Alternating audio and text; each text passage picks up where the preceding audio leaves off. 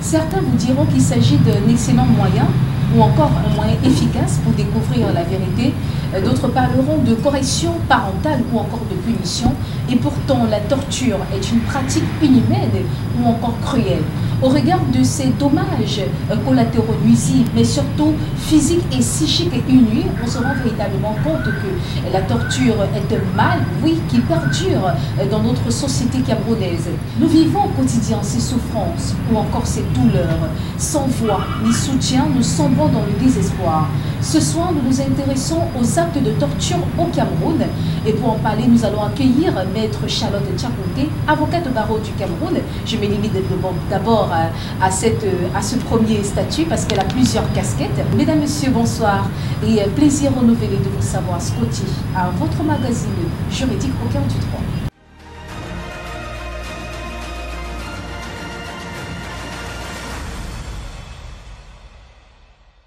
Merci infiniment, fidèles téléspectateurs, pour votre fidélité. Toutes les questions relatives à la thématique des abus à la liberté d'expression au Cameroun ont été données. Envoyez-nous vos messages, toutes vos questions, préoccupations via les coordonnées qui s'affichent au bas de l'écran. Vous aurez bien sûr plus d'informations, encore plus d'explications relativement à la thématique des actes de torture au Cameroun. Je le disais tantôt, nous accueillons Maître Charlotte Tchakounté, avocate au barreau du Cameroun depuis plus de 20 ans. Elle est également présidente de l'association des juristes pour l'intégrité sociale. On n'oublie pas qu'elle est également porte-voix de Justice Maker, qui est une association canadienne de lutte contre la torture. Et je vais boucler toutes ces différentes casquettes avec voilà, celle de consultante à l'association Women Counseling and Information Center. C'est bien ça? Oui, c'est bien ça. Bonsoir Maître. Bonsoir Céleste. Bonsoir. Comment vous allez? Je vais bien, merci. D'accord. Alors, avec vous, nous parlons des actes de torture au Cameroun. C'est un sujet assez sensible, c'est un sujet assez complexe, tellement délicat. Et c'est une situation ou encore, c'est une pratique qui perdure malgré tous les textes internationaux et bien sûr internes qui ont été pris à ce sujet. Avec vous, on aura plus d'informations, plus d'explications relativement à la torture sur le plan international mais également sur le plan national. Alors, de façon simple ou encore de façon globale, on revient toujours sur les textes parce que on dit généralement on ne saurait commencer à parler d'un sujet sans commencer par la définition. L'article 1er de la Convention des Nations Unies contre la torture qui est entrée en vigueur en 1987, qui définit la torture. Mais ce qui m'intéresse dans cette définition, c'est que ces douleurs ou encore ces souffrances aiguës, physico-mentales, sont infligées par les agents de l'État ou alors toute personne ayant un titre officiel. Est-ce que c'est toujours le cas? C'est le cas, c'est le cas. Justement, cet article 1er de la Convention des Nations Unies contre la torture définit cette notion comme étant le fait pour un agent de l'État d'infliger intentionnellement des sanctions graves, de poser des actes assez nocifs dans le but d'obtenir un aveu ou des informations de la personne torturée ou d'une autre personne. Donc, quand on parle de torture, il y a la qualité de l'auteur des actes, c'est-à-dire qu'il doit s'agir nécessairement d'un agent de l'État et il faut que l'acte soit posé intentionnellement parce qu'en dehors de l'intention, la qualification devrait changer. Et le but également est important, obtenir un aveu ou des renseignements que la victime n'aurait pas souhaité donner. Donc voilà les éléments qu'il faut pour qu'on parle de torture. Voilà, mais est-ce que c'est toujours les agents de l'État qui sont indexés si c'est un individu en route qui procède à des violences, à des bastonnades? On a cette image-là, je me souviens encore d'un vibrant témoignage d'une dame qui nous parlait du fait que son voisin lavait l'enfant avec de l'éponge métallique. Pour toutes les femmes qui nous regardent ce soir, connaissent bien ce qu'on appelle l'éponge métallique. Est-ce qu'il ne s'agit pas également d'une torture? Non, on ne peut pas parler de torture. Je voudrais préciser également qu'en dehors des agents de l'État, il y a les chefs traditionnels qui, depuis la sortie de notre code de procédure pénale sont considérés comme agents de l'État. Ce qui veut dire que c'est l'AMIDO qui, dans le Grand Nord, ont l'habitude de créer des cellules dans leur chaufferie où ils peuvent enfermer des gens. Ils peuvent également être poursuivis pour torture. C'est interdit. Il y a également les groupes armés.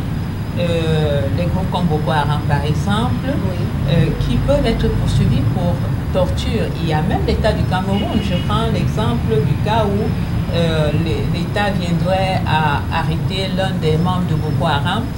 La loi, selon la Convention des Nations Unies, dès qu'il est arrêté, neutralisé, on ne devrait pas le soumettre à un genre d'attitude de sanction. On le soumet à la loi de la République qui réprime la torture.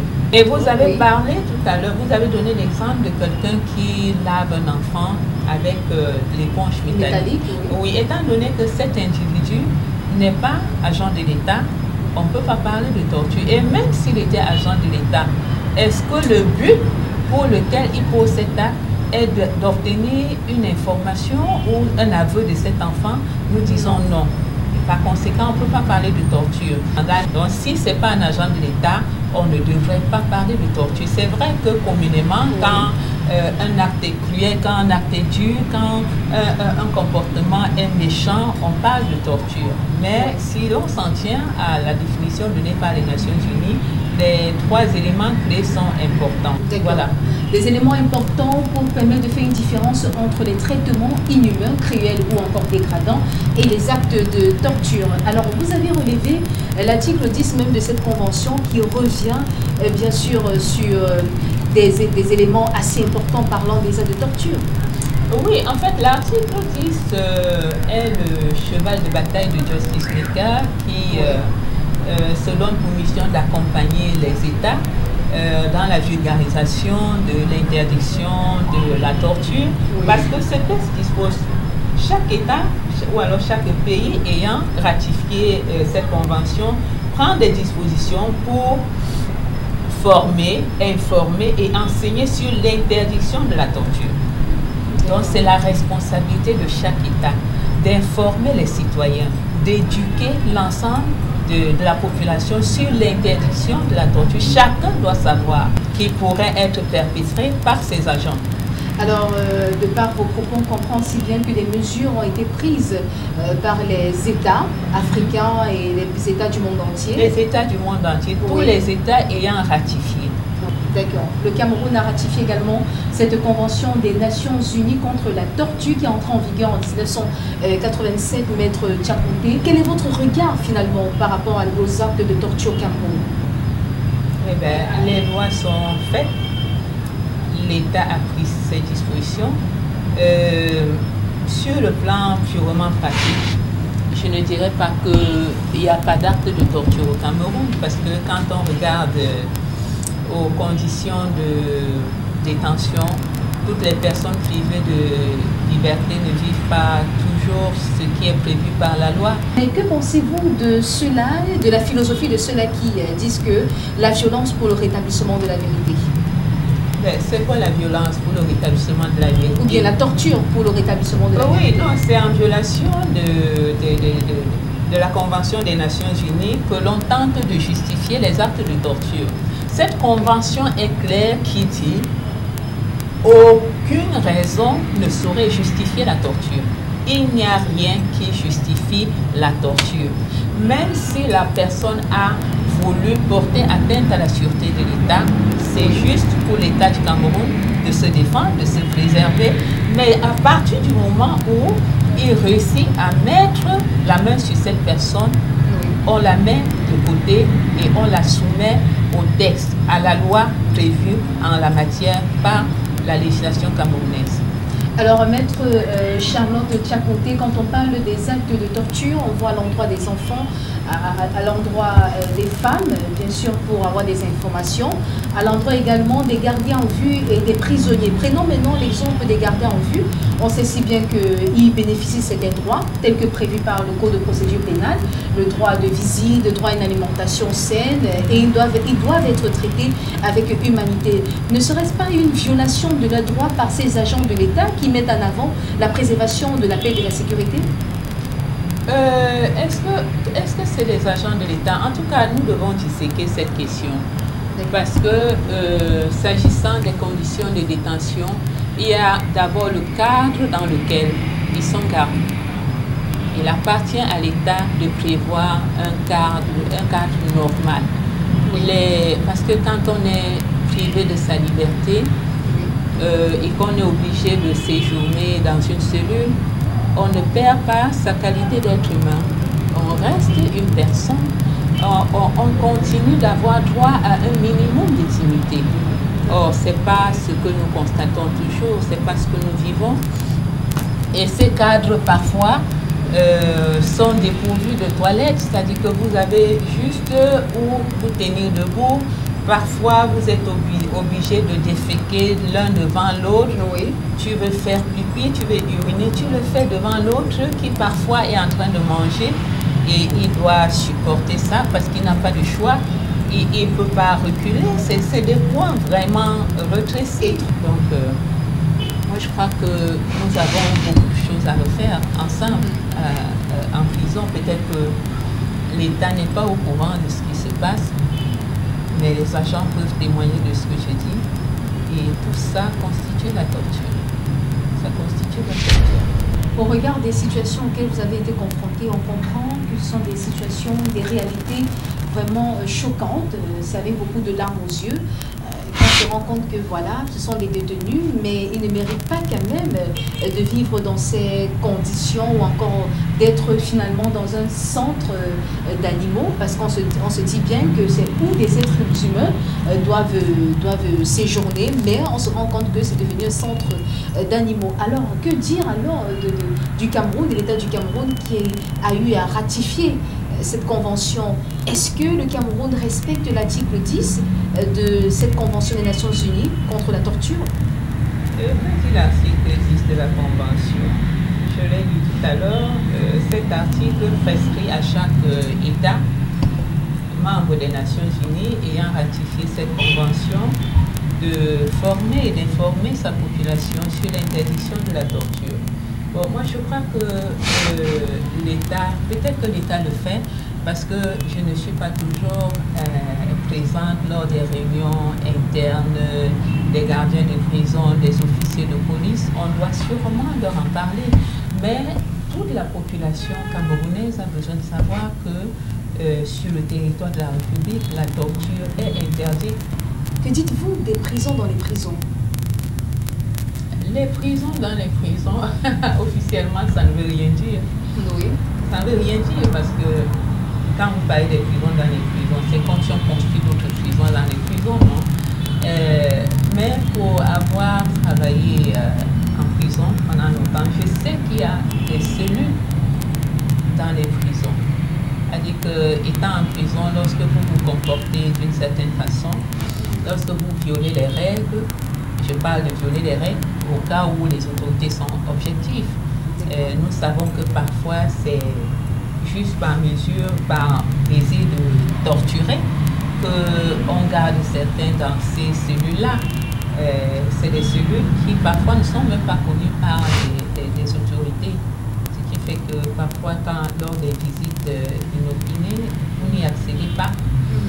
Parfois, c'est des malades graves qu'on cache là-bas. Parce qu'il n'y a pas de raison qu'on garde certaines personnes en prison sans les soigner. Malheureusement, c'est ce que nous vivons. Nous vivons ça dans certaines de nos cellules. Mais je dois dire que ce n'est pas toutes les cellules, toutes les prisons qui sont déshumanisées. Hein. Il faut dire que dans les grandes prisons, c'est incontrôlable. Hein, parce que à Neuvelle, par exemple, qui est pratiquement ma maison, quel que soit l'effort qu'on fait, tant qu'on ne désengorge pas, rien ne sera agréé. Mais ce que nous devons retenir, c'est que la torture est interdite. Alors, et rien ne justifie la torture. Alors, constituant un acte répréhensible par la loi, quelles sont les sanctions sur le plan international, mais également national en matière de torture? Sur le plan international, la Convention contre la torture a créé un comité. Il existe au siège, au sein des Nations Unies, un comité dont le but est de sanctionner les cas de torture. Il commence par sanctionner les États qui n'auraient pas pris des dispositions pour interdire ou pour empêcher la commission des actes de torture sur son territoire. Alors, ce comité, autant pour moi, reçoit les plaintes des États ou des organismes, ou des ONG. Donc, un individu à lui seul n'a pas le droit de saisir le comité, sauf si sur le plan interne, il a épuisé toutes les voies de recours. Ça veut dire qu'il saisit le tribunal, par exemple de première instance ou de grande instance, en fonction de la gravité, de la douleur, ou alors des conséquences des actes de torture. Il peut saisir le tribunal de grande instance, lequel, après sa sentence, lui donne l'opportunité d'arrêter les poursuites ou de faire appel. Donc, lorsqu'il a fini avec la Cour d'appel et la Cour suprême, s'il n'est pas satisfait, il peut saisir la commission ou le comité chargé de gérer les sanctions contre la torture. Bon, sur le plan national, proprement dit, il y a les articles 114 qui parlent de l'intention et 277 du Code pénal qui organisent les différentes sanctions contre la torture. Nous n'allons pas rentrer dans les détails, mais ce que nous devons retenir, c'est que les sanctions varient sur le plan national selon la gravité. Oui, lorsque par exemple ces tortures ont causé la mort de la victime, la loi parle de la peine de mort. Vous comprenez que la peine de mort est encore de règle au Cameroun. Donc, et lorsque ces actes ont pu causer des blessures assez graves, la loi parle d'une peine d'emprisonnement allant de 10 à 20 ans, ainsi de suite. Voilà. Alors, vous avez organisé un séminaire sur la promotion, avec vos fil conducteurs, la promotion des droits de l'homme et la prévention des actes de torture. Quelles sont les raisons véritables de l'organisation de ce séminaire? Le seul but pour lequel nous organisons ce séminaire, c'est la sensibilisation. C'est attirer l'attention des membres du corps judiciaire et même de la population sur l'existence de cette convention qui n'est pas très connue. Alors, avec vous et surtout avec les fidèles téléspectateurs, nous allons revivre ces moments passés avec ces autorités et ces magistrats et autres dans le cadre du séminaire sur la promotion des droits de l'homme et la prévention des actes de torture. On se retrouve juste après. C'est une convention qui garantit la sécurité de tout être humain.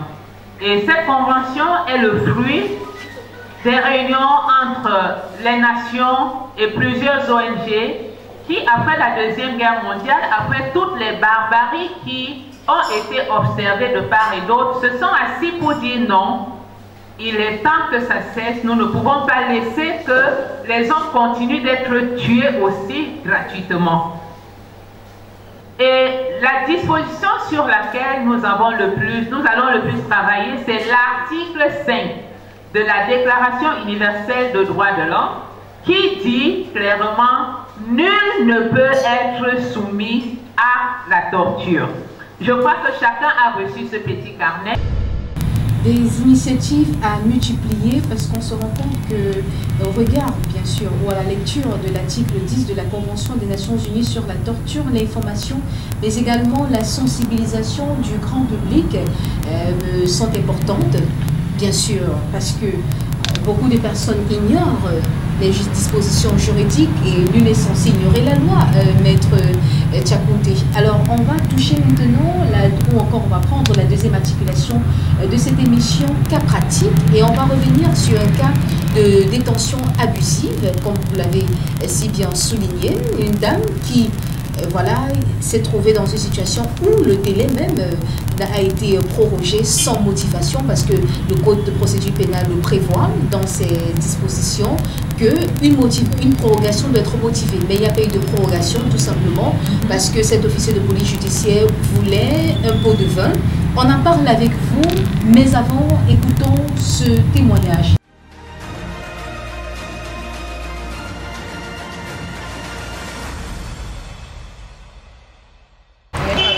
à compter après son décès? Après, maintenant, à son décès, ils ont commencé à me menacer. Bon, le jour où on préparait... Vous avez porté plainte? Oui, j'avais porté plainte quand il était mort. On est resté là le 9 jours qu'il est dans le tombeau. La famille a siégé les enfants pour leur demander que pourquoi ils ont fait le programme de deuil sans mettre que leur papa a laissé une veuve. C'est là où ils ont répondu à la famille que parce qu'ils n'ont plus besoin que je reste là. Leur papa est mort, c'est fini que je parte. J'ai dit à l'assise, à la famille que je ne partirai pas ici. Mon mari m'a dit que je reste là jusqu'à ce que je meure aussi. Ces enfants m'atteignent. C'est ce que j'avais répondu. Et qu'est-ce que vous avez vécu quand la suite de votre affaire? Bon, après le jour là, le 9 jours, quand ils sont partis, les gens, la famille est partie, le garçon a resté cassé la porte de la cuisine. Le matin, je suis descendue au gendarmerie pour porter plainte. Bon, on a dit que qui part réparer la porte là, sans problème, on ne peut pas me faire sortir à la maison. Il est venu, il n'a rien fait. J'ai laissé tomber. Bon, parce qu'on ne me menaçait plus. Et bon. Qu'est-ce que les officiers ont fait? Qu'est-ce que vous avez vécu avec les officiers quand ils vous demandaient des sommes d'argent? Non, dernier jour-ci, le 24 avril, qu'ils ont commencé encore, ils ont venu casser encore la porte de la cuisine que moi j'ai mis. Ils ont ramassé tous mes effets de la cuisine, mettre dehors. Donc, comme le 29, c'était dimanche, il y avait un long week-end. Je suis partie là-bas lundi. Lundi, on me dit d'aller faire une plainte pour amener ça mercredi. C'est ce que j'ai fait. J'ai apporté le plainte là-bas à la gendarmerie. On les a convoqués.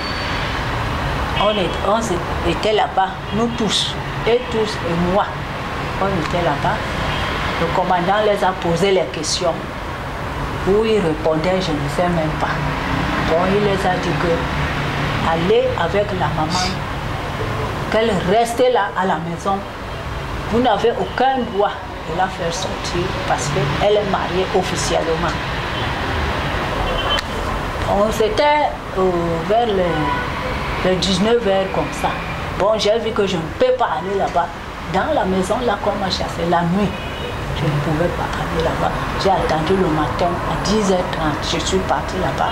J'ai trouvé la première fille de mon mari dedans, au salon. J'ai ouvert que les nacos du véranda. Je l'ai vu dedans. Il demande que c'est qui. J'ai dit que c'est moi. Je vous ai dit que je vais venir ce matin. Il me dit que les clés de portage sont perdues. Je suis rentrée chez moi. Je n'ai pas entré. Et c'est là où j'ai constaté qu'ils ont cassé même la chambre où j'étais avec mon mari. Enlevé le lit où j'ai dormi avec mon mari pendant des 20 ans de nuit. J'étais dehors. J'ai vu ça là. Vous pouvez dire ce qui s'est passé quand vous avez porté plainte? Oui. Quand j'ai porté plainte, on est parti là-bas. On nous a enquêté. C'était passé. Je suis rentrée à la maison. C'est là où on m'appelle là-bas avec, il s'appelle qui l'adjudant. C'est l'adjudant qui m'a appelé, qu'il faut que j'apporte 20 000 francs. J'ai dit que maman, je vais avoir 20 000 où? Je n'ai même pas quelque chose à manger. 20 000, ça va venir où? C'est là où elle me dit que apporte alors même 10 000. J'ai dit que je n'ai pas. Je n'ai plus mis pied là-bas depuis. Et quelle est donc la suite de ta plainte? La suite de ma plainte, c'est resté là-bas. Je n'ai plus mis pied là-bas. Je ne sais pas s'ils ont envoyé ça au parquet ou pas. Je ne sais pas. Elle demandait les 20 000 francs pourquoi? Pour envoyer le dossier au parquet. Et qu'est-ce que votre avocat a dit? L'avocat m'a dit qu'elle va aller voir ça elle-même. C'est ce qu'elle m'a dit. Est-ce qu'elle t'a dit vous a dit qu'on doit payer 20 000 pour envoyer l'affaire au parquet? Oui, que je dois payer 20 000. Est-ce que l'avocat vous a dit que vous devez payer? Non, il m'a dit non, que je ne donne même pas un cent. Okay. Il m'a dit non. Donc aujourd'hui, vous n'êtes pas dans votre maison. Je ne suis pas dans ma maison. Et la justice ne vous a rien dit? Rien. Je suis toujours, je balade là, avec une seule robe que je suis sortie depuis le 29 avril jusqu'aujourd'hui. Je suis dehors. Retour sur les antennes d'ABK Télévision, vous regardez Au cœur du droit, votre magazine juridique bimensuel, diffusé sur, bien sûr, vendredi à partir de 21h. Nous parlons avec Maître Charlotte Tchakoundé de la détention abusive parce que quand on parle de torture, on voit également les gardés à vue. On voit ceux-là qui subissent des traitements vraiment choquants. Et justement, pour le cas de cette dame, quel est le chemin qu'elle doit suivre parce que là, elle est vraiment tourmentée, elle ne sait pas à quel sens se vouer. Oui, c'est également un cas de torture que j'ai vécu personnellement parce que cette dame, je la découvre devant la barre avec ses 4 enfants en train de pleurer.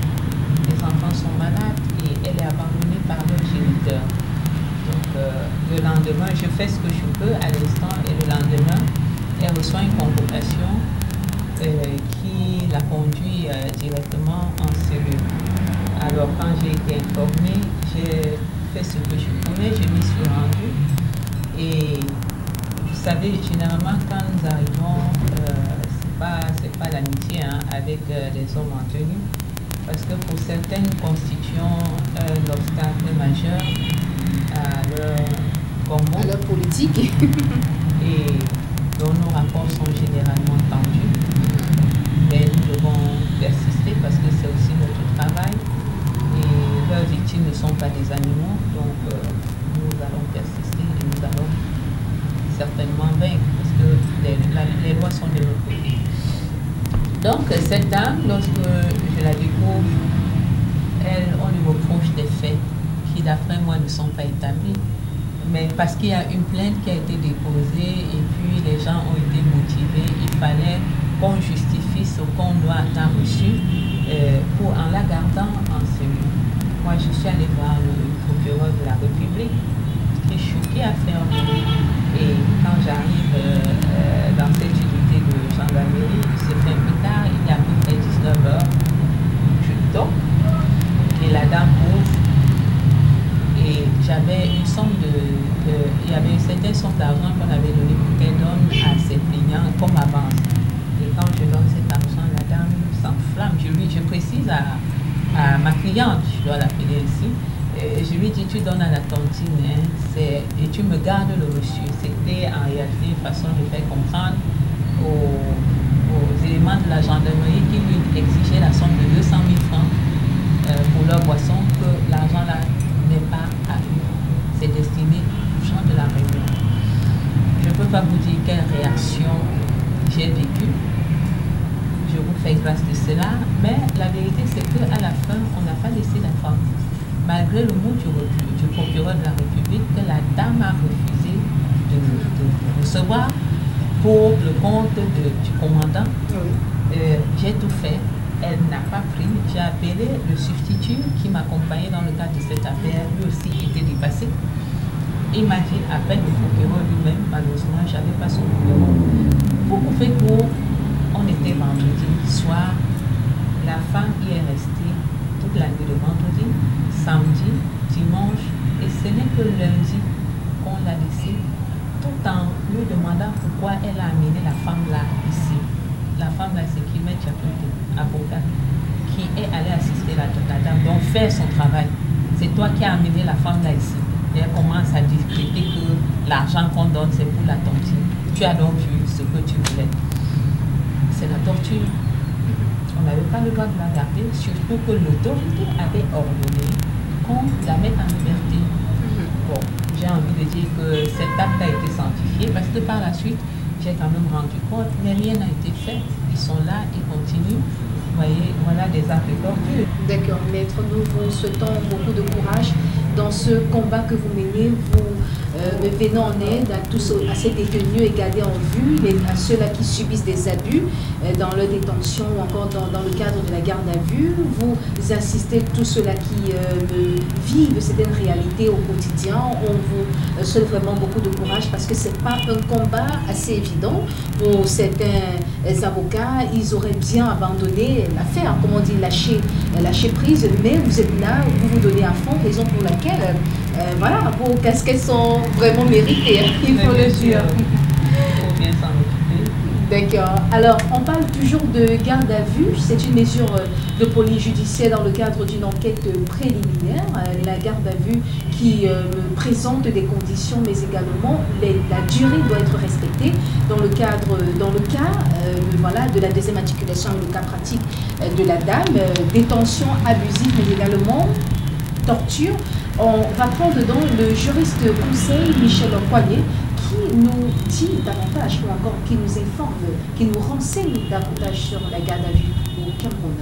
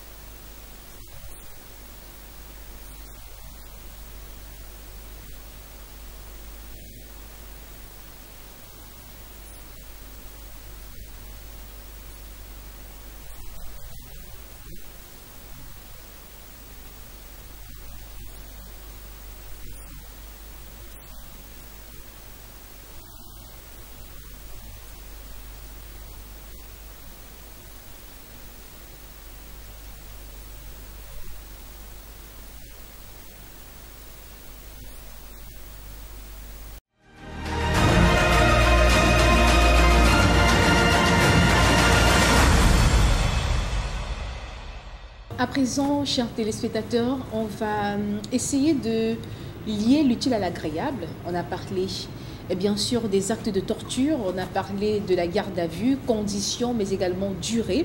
Il est important maintenant de découvrir qui se cache derrière les différentes casquettes, consultante, bien sûr porte-voix de Justice Maker, je n'oublie pas, présidente de l'association des juristes pour l'intégrité sociale, avocate au barreau du Cameroun depuis plus de 20 ans. Alors avec toutes ces casquettes, on va essayer d'abord de les mettre de côté et découvrir la femme, la mère qui se cache derrière tout cela. J'ai envie de dire bonsoir une fois de plus, Madame Tchakounté.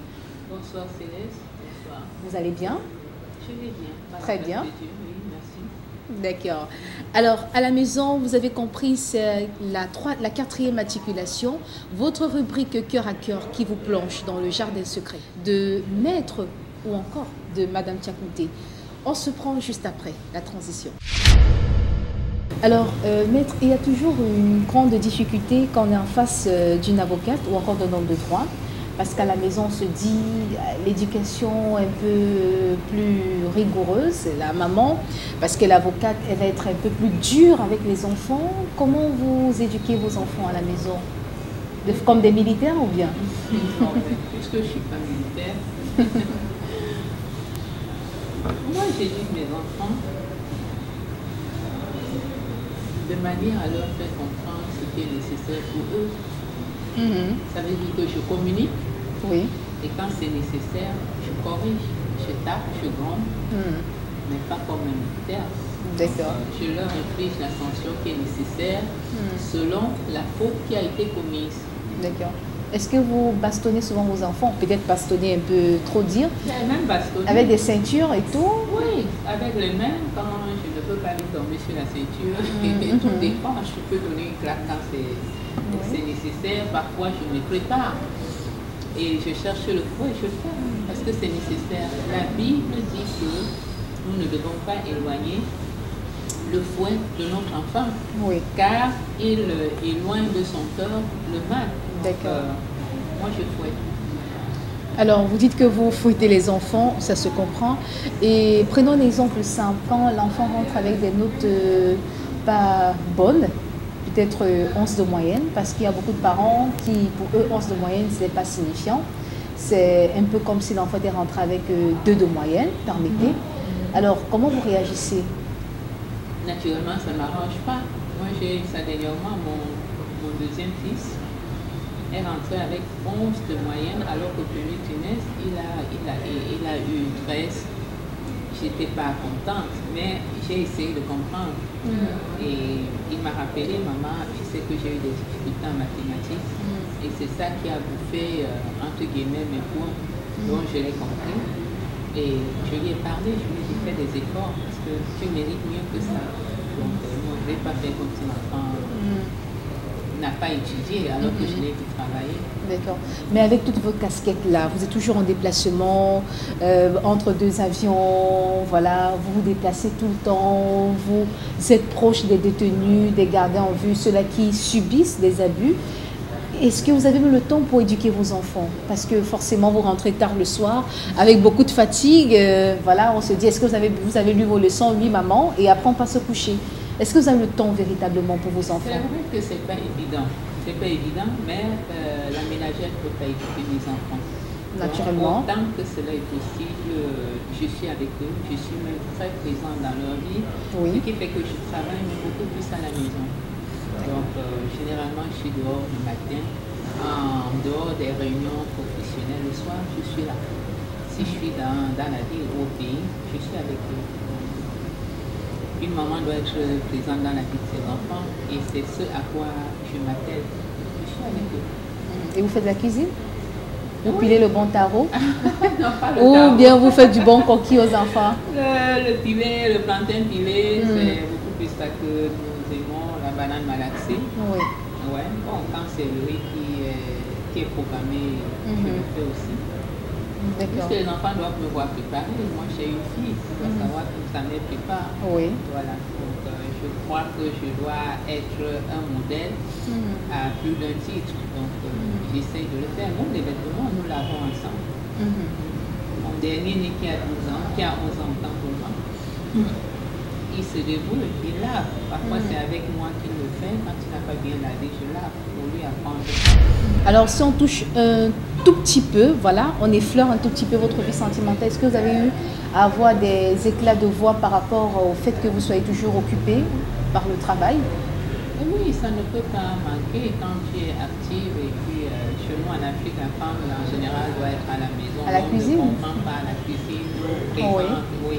Donc, c'est arrivé plusieurs fois d'ailleurs, parce que mon travail n'est pas facile. Lorsqu'on a par exemple une audience criminelle, on ne sait pas à quelle heure on va finir. On sait qu'on peut arriver au tribunal à 9h ou 10h, mais l'heure de retour n'est connue de personne. Parfois, ces audiences vont jusqu'à 1h, 2h.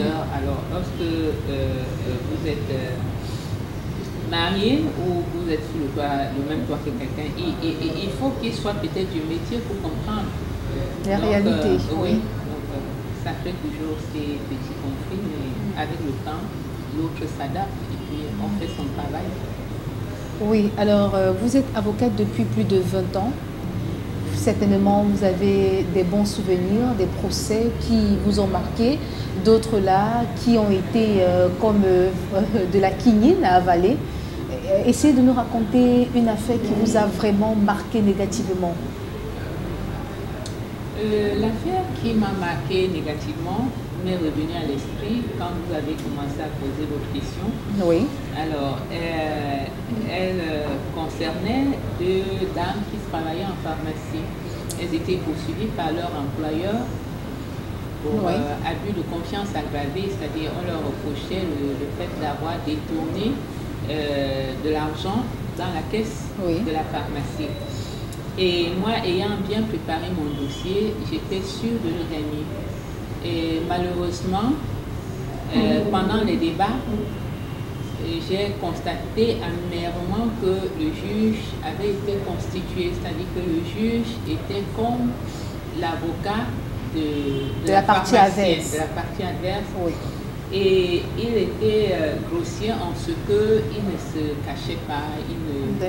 C'est-à-dire c'était un peu comme nous disons dans notre jargon, il avait mangé et il a oublié d'essuyer la bouche. Donc ses réactions attestaient bien de ce qu'il avait un intérêt particulier. Et lorsqu'il a fini par condamner mes deux clientes, je suis allée les consoler. Elles étaient déjà dans la cellule du tribunal. Je suis allée les consoler. Malheureusement, au lieu de les consoler, je me suis mise à pleurer. Voilà, j'ai tellement pleuré que les justiciables, c'est-à-dire ceux qui ont vécu le déroulement du procès, sont venus me consoler. Et parmi eux, il y avait mon ancien professeur d'histoire au lycée polyvalent qui dit: ma fille, non, je t'ai vu, tu t'es battue. Nous t'avons vu, le tribunal n'a pas été juste, le juge n'a pas caché son parti pris. Donc c'était très difficile. Et j'étais jeune, je venais d'accéder à la profession. Je ne savais pas qu'on pouvait manifester son intérêt pour l'une des parties de cette façon. Oui. Donc ça a été très dur pour moi. Mais j'ai grandi. Bon, je n'ai plus de larmes pour... Voilà. À faire couler, exactement. Si en 2018, exactement à la date de ce jour, on remettait encore sur la table des débats, ou alors si on essayait de réouvrir l'affaire, qu'est-ce que vous allez faire pour gagner ce procès? Êtes-vous sûr même déjà que vous allez gagner encore, que vous allez gagner le procès? Aïe, maintenant là, mes muscles sont solides. Non, mais j'arrêterai même de plaider parce que la loi me le permet. Si à un moment j'estime que le tribunal n'est pas sérieux, j'ai le droit de dire, de recuser le juge et de demander que l'affaire soit portée à un autre tribunal, c'est-à-dire au même tribunal autrement composé à un autre magistrat. Oui. Oui, non, ça peut m'arriver. Est-ce que vous êtes arrivé de porter des valises, comme on dit généralement? Non. Je ne l'ai pas fait, je ne l'ai jamais fait. Même si tout semble difficile. Non. Parce qu'on sait que c'est une profession libérale. Vous vivez en quelque sorte de... Ben, écoutez, c'est une profession libérale, c'est vrai. Mais la liberté de mon esprit a plus de valeur que le caractère libéral de mon travail. Toucher un peu une petite question sensible. Pourquoi pas deux questions sensibles? Alors, quand vous êtes en face d'un homme, qu'est-ce que vous regardez? Qu'est-ce qui vous attire? Voilà. En premier lieu. Est-ce son regard, son charisme? Ou alors, voilà, comment je vais dire, ce que Dieu lui a donné? Moi, l'homme, vous parlez de quel homme d'abord? Homme grand H ou bien... Non, de l'homme, le sexe masculin. Le sexe masculin. Pour moi, le sexe masculin, c'est la créature de Dieu, oui, que je respecte et que j'apprécie selon le caractère interne qu'il présente. Ce qui veut dire que d'emblée, je n'apprécie pas, je ne le juge pas selon le joli costume qu'il porte. C'est pas ça qui fait... Mais vous n'avez pas eu déjà à flasher, à être attiré par un homme? Ou alors peut-être un confrère, quand il est en train de plaider, est-ce que vous avez été séduite par la plaidoirie d'un de vos confrères et directement ça se transforme en émotion? Non. Moi j'apprécie les plaidoiries de mes confrères, c'est des professionnels, les avocats. Et puis moi j'aime apprendre, j'aime copier, donc quand ils plaident en disant certaines choses que je ne sais pas, j'écris pour m'améliorer. Bon, au-delà de ça, vraiment... Bon, en face d'un homme, même s'il n'est pas avocat, est-ce que, voilà, vous n'avez pas eu à perdre... voilà. Mes pédales me reviennent toujours, je ne les perds pas. Ah bon? Je ne les perds pas, non. On sent vraiment une femme charismatique, donc il n'y a rien qui puisse vous faire fléchir.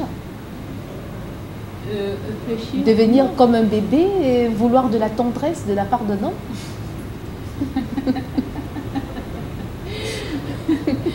Vouloir de la tendresse. Vraiment, la réponse est non.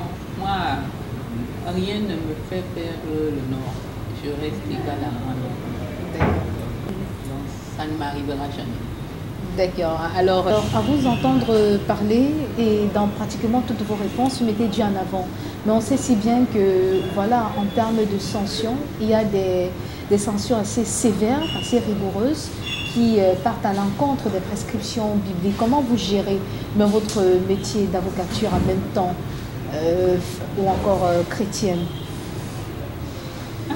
Moi, je suis chrétienne et je vis dans un État qui a ses lois.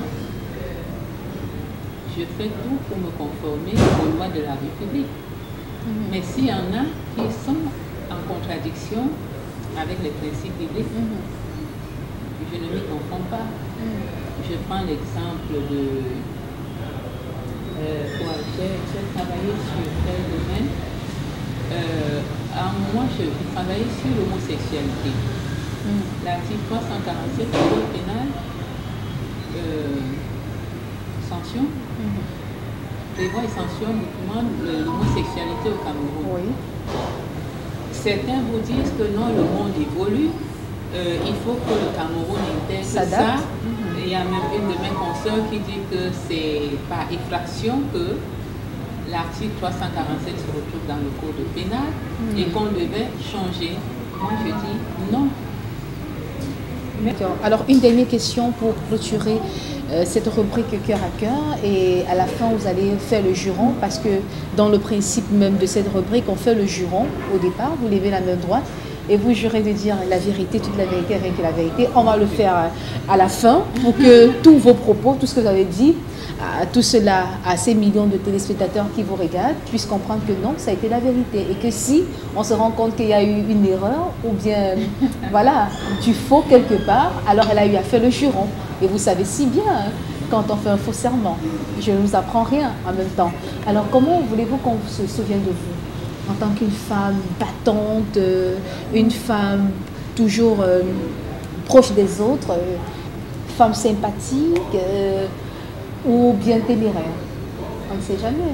Je suis une femme très sympathique, très sociable, mais quand la ténérité s'impose, je suis vraiment ténébrale. Mais quel souvenir voulez-vous qu'on garde de vous? Si vous n'êtes plus de ce monde, si vous quittez le monde terrestre pour rejoindre le monde céleste? Oh, je suis l'avocat des cas sociaux. Je suis l'avocat des lycées Faucon. Je suis la dame qui se bat pour ceux qui n'ont point de bouche. Oui. Voilà ce qui restera. Alors pour essayer de refermer cette page de sincérité, vous allez donc faire le juron pour qu'on puisse retenir que tout ce que vous avez dit était dans le respect ou encore de respect de la vérité, que la vérité. Vous levez la main droite. Ah, vraiment, c'est compliqué ça. Moi, j'ai juré en tant qu'avocat, j'ai prêté serment. Oui. Et croyez-vous que le fait pour moi de jurer en levant la main droite garantit la véracité de tout ce qu'on s'est dit? Ça sera un juron qui restera important pour les téléspectateurs. Alors, d'accord, je vous rassure de ce que tout ce que j'ai dit au cours de cet entretien est vrai. D'accord, merci Maître Charlotte Tchakonté, Madame Tchakonté, pour d'avoir accepté, avoir répondu à toutes les questions. Vous étiez à la part, maintenant vous pouvez aller vous rasseoir. C'est ici que nous mettons en thème à votre magazine juridique Au cœur du droit. Merci infiniment d'avoir été des nôtres, mais surtout grand merci Maître Charlotte Tchakonté, c'était pour votre expertise, pour toutes ces explications que vous avez apportées, des moments assez édifiants pour nous, mais surtout pour ceux qui sont à la maison. On a compris beaucoup de choses par rapport aux actes de torture au Cameroun, par rapport à la garde à vue. On a pu comprendre également la souffrance de cette veuve et de tous ceux-là qui vivent des réalités vraiment choquantes. Merci infiniment. On espère bien que vous répondrez favorablement à notre invitation. Bien sûr, je serai là autant que possible. Merci de m'avoir invité. Voilà. Alors, fidèles téléspectateurs, comme je disais tantôt, nous mettons un thème à cette émission. Merci de l'avoir suivi. Revivez ces moments édifiants avec Maître Charlotte Tchakonté sur YouTube. Vous allez justement sur la page d'Habitat Télévision YouTube et vous tapez Au cœur du droit. Vous tapez justement acte de torture au Cameroun, vous allez revivre ces moments. Et si vous voulez revivre les moments passés avec Dr Ambroise Essoba ou alors avec Maître Mendalebor ou bien avec M. Sandra Martial, c'est simple, allez et abonnez-vous sur notre page YouTube avec la télévision. Cette émission se veut vulgarisation du droit. A très vite pour un nouveau numéro. Au revoir.